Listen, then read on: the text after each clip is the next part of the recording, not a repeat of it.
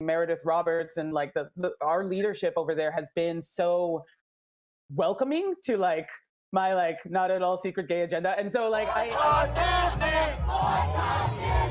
Boycott Disney! Boycott Disney! Boycott Disney!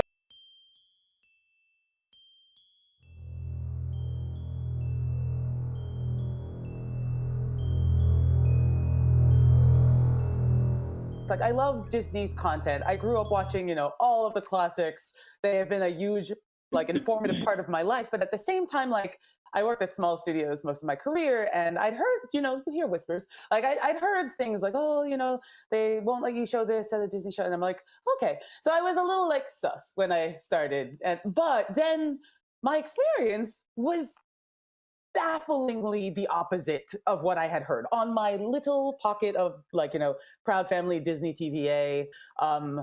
The showrunners were super welcoming. Meredith Roberts and like our leadership over there has been so welcoming to like my like not at all secret gay agenda. And so like I feel like I felt like it was, I mean, like maybe it was that way in the past, but I guess like something must have happened in the last like they're turning it around, they're going hard. And then all that like momentum that I felt, like that sense of I don't have to be afraid to like, let's have these two characters kiss, let's in the background like I was just wherever I could just basically adding queerness to like if you see anything queer in the show, I'm proud family. But like I just was like, no one would stop me and no one was trying to stop me.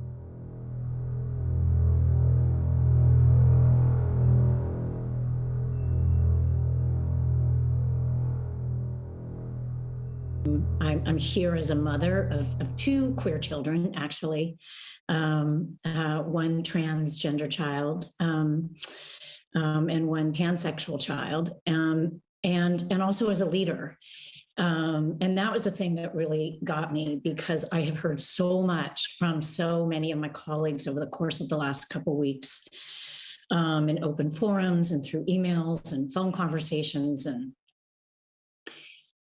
I feel a responsibility to speak, not just for myself, but for them, to all of us. We had an open forum last week at 20th where, again, the home of really incredible, groundbreaking LGBTQIA stories over the years, where one of our execs stood up and said, we only have a handful of queer leads in our content. And I went, what? That can't be true. And I realized, oh, it actually is true. We have many, many, many LGBTQIA characters in our stories, and yet we don't have enough leads and narratives in which gay characters just get to be characters and not have to be about gay stories. And so that's been very eye-opening for me.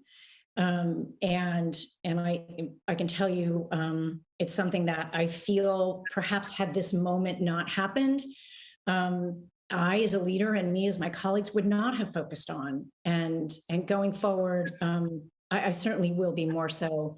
I know that we will be. And I hope this is a moment where, shoot, the 50% of the tears, sorry, are coming.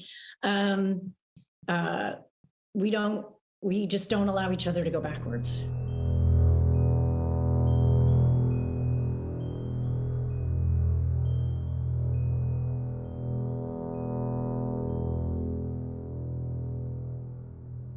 Last summer, we removed all of the gendered greetings in relationship to our lives feels. So we no longer say ladies and gentlemen, boys and girls. We've provided training for all of our cast members in relationship to that. So now they know it's hello everyone or hello friends.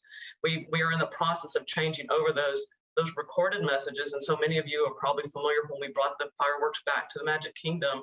We no longer say ladies and gentlemen, boys and girls, we say dreamers of all ages. And so I love the fact that it's opened up the creativity, the opportunity for our cast members to look at that. We have our cast members working with merchandise, working with food and beverage, working with all of our guest-facing areas where perhaps, we want to create that magical moment with our cast members, with our guests. And we don't want to just assume because someone might be in our interpretation may be presenting as female that they may not want to be called princess. So let's think differently about how do we really engage with our guests in a meaningful and inclusive way that makes it magical and memorable for everyone.